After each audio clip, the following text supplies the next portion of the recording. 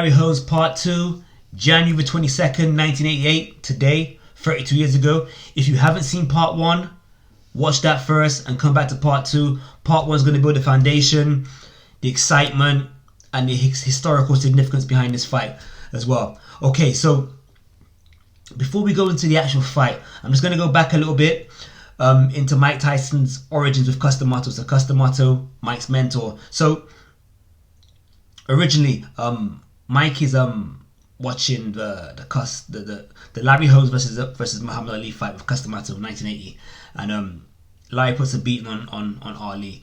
Now, Ali and Cus D'Amato are friends. They talk from time to time. Ali seeks counsel, strategical counsel from Cus, from what I've read over the years. So the following day, Ali rings up Cus and says, yeah, I'm done. I wasn't right for that fight. And Cus basically shuts Ali and says, "Why did that bum beat you, man? Why did he beat you?" I can't remember what Ali says, but Cus then says, "Listen, I've got a young black kid here on the phone called Mike. He's a teenager. Talk to him. He might be a champion one day. It'd be good if you talk to him." So Ali gets on the phone to Mike, and Mike goes, he starts crying, saying, "Listen, sorry, champ, I'm sorry you took that beating, but when I get older, I'm going to get him for you." Obviously, Ali doesn't know who Tyson is at this point, because obviously he's just another kid in a boxing gym, embarking on a boxing career. So that happens. Now there's another fight. This is when Holmes is now champion, defending his belt. I don't know who he's fighting, but Holmes is watching a fight with Tyson's watching a fight with Larry Holmes, and Tyson's like, "Hey, Holmes did good today. He did good." And when he says that, Cus gives a disgusted response. He says, "You can't admire this guy. You must despise him. That's the guy you're going to be beating in a few years' time. You're going to be fighting him, so you got to take him out, Mike." So what's important here is that Cus D'Amato was making it clear to a teenager, Mike Tyson, who's not even pro yet, that when you turn pro, you got to take out that guy. And alongside that, Cus taught Mike, this is how you beat him. It's the short right hand behind a fast jab. Sorry, a short right hand which comes behind a jab, a fast short right hand behind a jab. So I wanted to add that in there. I didn't put it in part 1, I should have, but I'm putting it in now. So now going into the ring, it's at Trump Plaza. I believe it's Atlantic City.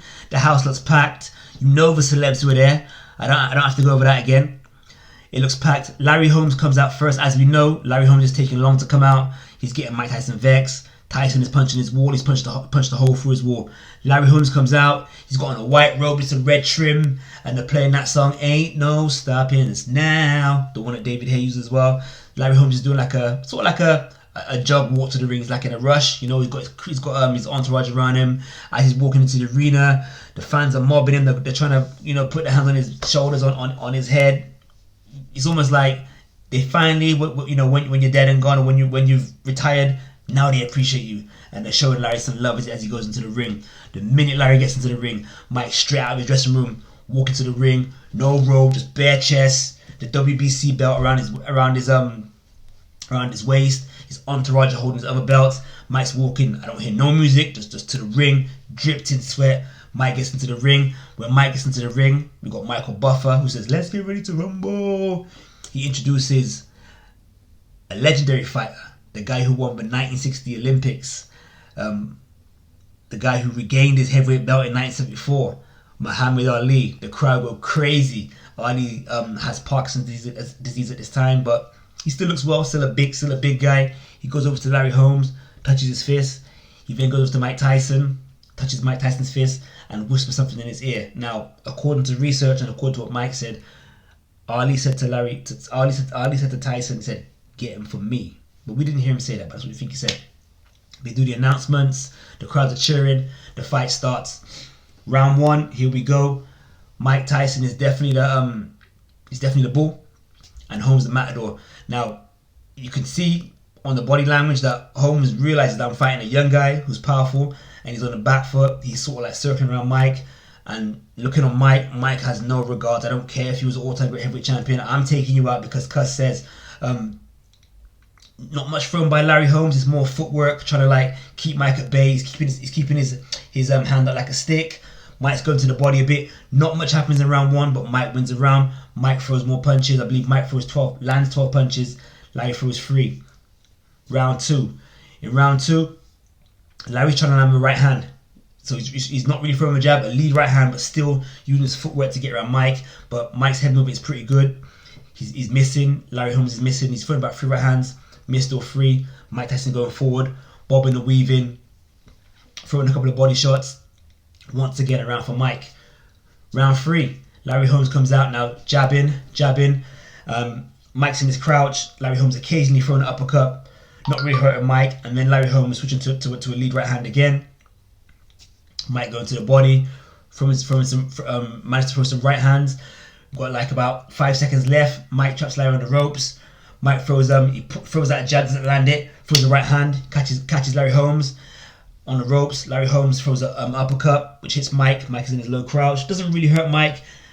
He throws the uppercut on the bell. Mike throws the right hand to Larry Holmes just after the bell. That's round 3. Round 4. Larry Holmes comes out, circling on his feet, hands low, flicking out the jab, looking really good, looking like an Ali jab, you know. Mike chasing him. The crowd are cheering because they think, okay, Larry's looking good. You know, this is his last hurrah. And you know, he's confusing Mike, he's frustrating Mike. Mike not able to get to him, but Mike doesn't look, you know, Mike still looks composed. About 1 minute and 30 seconds into round 4, Mike, jab right hand, the jab doesn't hit, jab right hand, boom. Right hand, high on the head, Holmes goes down. High on the head, Holmes down. He's down, he hits the floor hard. Larry Holmes up at the count of 4. Up at 4, shaking his head, trying to walk around the ring a bit to kind of buy time. Ref signals it on. Mike gets another knockdown. Larry Holmes gets up, and Larry, fair play to Larry Holmes. He gets up, he's sort of like on the retreat, trying to hold, throwing a few punches here and there. Mike gets into the ropes again. This time Mike, right hook to the head, right hook to the body, and then Larry Holmes throws an uppercut to Mike's body, but as he throws the uppercut, his arm gets trapped in the ropes, and as his arm gets trapped in the ropes, he can't defend himself. Mike throws a right hook to the head. Larry Holmes is down. He's down. There's only about 5 seconds left in that round, but the ref waves it off straight away. So going back to Tyson's book, let me go back to his book and tell you exactly what happened. So here we go. The bell rang. We went at it. This is Tyson's word. I was beating Holmes every round. He hadn't trained enough, so he was scared to throw a punch. In the 4th round, I was on the ropes, and the referee said break. As soon as he said that, I threw a 2-punch combination that Cuss used to talk about. Pow! He went down. He got back up, but he was hurt. All I had to do was touch him. I didn't even have to hit him on the chin. He was going down. I was going full speed ahead, and he was avoiding most of the punches. He was very difficult to hit because his arms were so long. He could catch his punches in the air. But he made the mistake of throwing that uppercut, and he got caught in the rope, and bam! I knocked him out. I tried to help him up, but his corner wouldn't let me near him. So I leaned in and said, "You're a great fighter, thank you." Larry Holmes replied, "You're a great fighter too, but F you." He said back to me, "F you too, Emmett mother effer," I said. At the post-fight press conference, I was very modest. If he was at his best, I couldn't have stood a chance. This is Tyson talking about Larry Holmes. I said I had turned a new leaf and become humble overnight. I was quoting Fritzy Zivik, the great champion, who said after he beat Henry Armstrong, "You'll notice that I'm always quoting my heroes. It's never me talking." So Tyson knew a lot about boxing history. He's like an encyclopedia. After the fight, I was honored to have Barbara Streisand and Don Johnson visit me in my dressing room. I love Barbara. She's from Brooklyn too. "I think your nose is very sexy, Barbara," I told her. "Thank you, man," she said. "Can you imagine me, a 21-year-old kid, living my dream like this?" Barbara Streisand coming to my dressing room. I'll leave it there in regards to the book. But what did they actually say in the ring? So, in the ring, they interview Mike Tyson. And Tyson says, "It's great to have a name on the record. We all know Larry Holmes is a legendary fighter. A great fighter I admire him very much. I've seen him fight so many times. I expect him to do everything he did tonight. I knew I was gonna hit him with the right hand. All throughout his career, he's been susceptible. I knew if I hit him with hard enough punches in the vital areas to get him out of there permanently." So I'm gonna say that again. I knew if I hit him with hard enough punches in vital areas, I'd get him out of there permanently. So they interview Larry Holmes. So when they interview Larry Holmes, Larry's in his dressing room, and Larry says, "The plan was to tie him up to make him miss. My mistake was waiting. I wanted to get him to the 5th round when he was tired." And they ask him about Tyson's punching power. He says, "The other guys punch harder, but he's a sharper puncher. He hit me with a punch on the forehead, which messed up my equilibrium." He then went on to say, "Tyson's better than I thought. He's hard to hit. He's better than Spinks. He punches very well. He's a true champion. And once again, my mistake was not working on the inside. And he asked him, Larry, will he come back? He said, I'm done with boxing, but I'll consider it if they give me $5 million. And Larry goes on to say, I've invested my money in property really well, so I don't need to come back to boxing. If they offer me big money, I'll come back. So that was the fight. So after that fight, Larry Holmes goes on to fight Ray Mercer, a young Ray Mercer, who at the time was unbeaten. Larry Holmes was the first man to beat Ray Mercer on points. So he came back and had a very good victory, which I think enhances Mike's legacy a bit and enhances Mike's victory over Larry Holmes, even though Holmes was a little bit out of shape. We have to take that into account. Larry Holmes then fights Evander Holyfield when Tyson's in prison for the heavyweight championship. Larry Holmes makes a good account of himself, but he loses over 12 rounds to Evander Holyfield. After that, with Larry Holmes' career, he's no longer really relevant. Oliver McCall, who knocks out Lennox Lewis in 2 rounds, defends his belt against Larry Holmes. I'm assuming around 94 when Tyson just got out of prison. Larry Holmes once again goes 12 rounds of Oliver McCall, but that's more or less it. But an amazing career. Larry Holmes, a great fighter. When you get a chance, check out like Larry Holmes versus Ken Norton or Larry Holmes versus Tim Witherspoon. Wicked fights. The guy can fight his butt off. For Mike Tyson, his next fight is Tony Tubbs in Japan. So Tyson goes to Japan. He gets Tubbs out there in 2 rounds. So Mike Tyson, an international world heavyweight champion, he goes over the world to fight. Most fighters only fight in their country, but Tyson took it on the road to Japan. Then he fights Michael Spinks. So Spinks was the lineal heavyweight champion. That's a super fight. Tyson gets Spinks out there in 1 round. Then he fights Frank Bruno.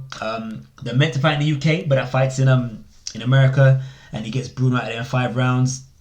At this point, with the Bruno fight, Tyson is now left Kevin Rooney, Bill Caton, and those guys, and he's now we could say under control by Don King, and we're seeing a decline in his technique. We're not seeing the head movement no more. We're not seeing him use the jab to set up knockouts. It's mainly the head hunting.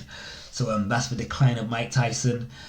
He then fights Carl Truth Williams, gets him out there 1 round.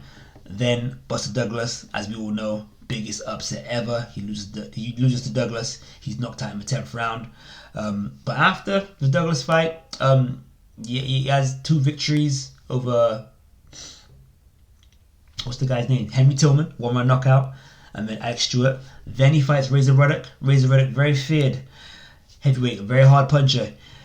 Tyson beats him twice. Then he goes to prison. We leave it there because you know the rest. But like I said before, on this day in boxing history, January 22nd, I am Mike Tyson beats Larry Holmes, Larry the Eastern Assassin Holmes, in 4 rounds. Hope you enjoyed it. Stay tuned for more videos. Have a great day. Bless.